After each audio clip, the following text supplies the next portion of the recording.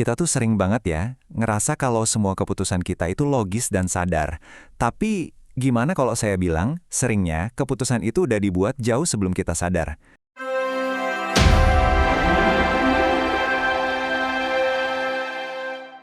Yuk, kita bongkar bareng-bareng gimana sih cara kerja pengemudi tersembunyi di dalam pikiran kita ini. Pasti pernah kan? Kita semua pernah ada di momen itu. Momen di mana kita ngelakuin sesuatu, terus beberapa saat kemudian kita mikir, tadi kenapa ya gue ngelakuin itu? Apa sih yang sebenarnya dorong kita? Mungkin contohnya kayak gini, Anda lagi jalan-jalan, lihat barang, dan tiba-tiba ada dorongan kuat banget buat beli. Padahal logika Anda bilang, nggak perlu, tapi ya tetap aja dibeli. Nah, ini contoh klasik dari dorongan yang datangnya dari tempat yang lebih dalam.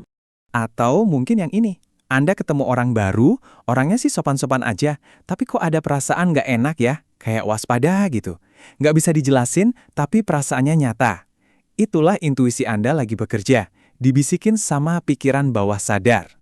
Jadi poin utamanya di sini, kita pikir kitalah pilot yang pegang kendali penuh. Padahal kenyataannya sering banget ada co-pilot tersembunyi yang udah nentuin arah duluan. Sekarang, yuk kita kenalan lebih jauh sama co-pilot misterius ini. Oke, cara paling gampang buat ngebayangin ini adalah lewat sebuah metafora yang keren banget. Pikiran kita itu ibarat gunung es. Coba kita lihat gimana pembagiannya. Nah, ini dia nih, si raksasa yang tersembunyi. Anggap aja ini kayak sistem operasi yang jalan 24 jam di belakang layar. Dia yang ngatur kebiasaan kita, reaksi emosi kita, dan keputusan-keputusan otomatis kita tanpa henti. Coba deh perhatikan perbandingannya. Bagian yang kelihatan, pikiran sadar kita itu cuma puncaknya yang kecil. Tugasnya ya mikir logis, menganalisis. Tapi bagian yang jauh lebih besar dan kuat itu ada di bawah permukaan air. Disitulah semua kebiasaan, emosi, dan pengalaman yang ngebentuk kita tersimpan. Dan seringnya, bagian inilah yang pegang kendali. Biar lebih kebayang, kita pakai contoh nyata aja ya. Sesuatu yang mungkin banyak dari kita pernah rasain. Gugup pas mau ngomong di depan banyak orang. Ini nih, konflik klasiknya. Pikiran sadar Anda bilang, tenang, materinya udah hafal, semuanya aman. Tapi pikiran bawah sadar, yang mungkin nyimpen memori waktu dulu pernah diejek atau gagal, langsung ngambil alih. Dia memicu reaksi fisik seolah-olah ada bahaya beneran. Program lama itu jalan otomatis, nggak peduli sama logika Anda saat ini.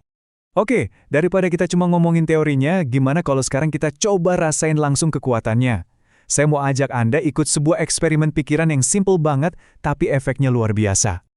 Oke, ikuti saya ya. Boleh pejamkan mata kalau mau. Coba bayangin sekarang ada jeruk nipis segar di tangan Anda. Rasain beratnya. Lihat warna hijaunya dan kulitnya yang agak kasar. Sekarang, bayangin Anda belah jadi dua. Dengar suara keras pas pisaunya masuk. Deketin potongannya ke hidung, hirup aroma segarnya yang khas itu. Dan yang terakhir, bayangin Anda peras airnya langsung ke atas lidah Anda. Biarin rasa asamnya itu meledak di mulut. Gimana? Ada yang kerasa nggak? Buat sebagian besar orang, mulutnya pasti langsung mulai berair. Kelenjar liur kita langsung aktif. Dan ini bukti yang paling keren. Padahal kan nggak ada jeruk nipis beneran. Tapi tubuh Anda bereaksi seolah-olah ada. Pikiran bawah sadar kita itu nggak bisa ngebedain mana imajinasi yang jelas dan mana kenyataan. Segitu kuatnya pengaruh dia. Oke, kita lanjut lebih dalam lagi ya. Sekarang kita lihat gimana semua ini akhirnya membangun cara kita memandang dunia. Konsepnya disebut peta mental. Kutipan ini benar-benar jadi kuncinya. Kita itu nggak mengalami realitas secara langsung. Kita mengalaminya lewat filter pribadi kita masing-masing, sebuah peta yang kita bangun seumur hidup. Dan peta ini 100% unik buat Anda. Nggak ada satu orang pun di dunia ini yang petanya sama persis. Kenapa? Karena peta Anda itu dibentuk dari kombinasi unik pengalaman, budaya, bahasa, dan keyakinan Anda sendiri.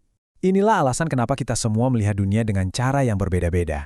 Jadi, coba bayangin ada dua orang menghadapi situasi yang sama persis. Misalnya, dapat tantangan di kantor. Orang A yang di petanya tertulis tantangan adalah peluang bakal ngambil keputusan A. Tapi orang B yang petanya nandain tantangan itu ancaman bakal ngambil keputusan B yang beda banget. Situasinya sama, tapi peta di dalam kepala mereka lah yang menciptakan realitas yang berbeda.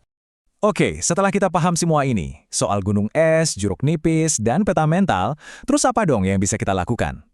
Jawabannya dimulai dari satu hal yang kelihatannya simple, tapi bisa mengubah segalanya.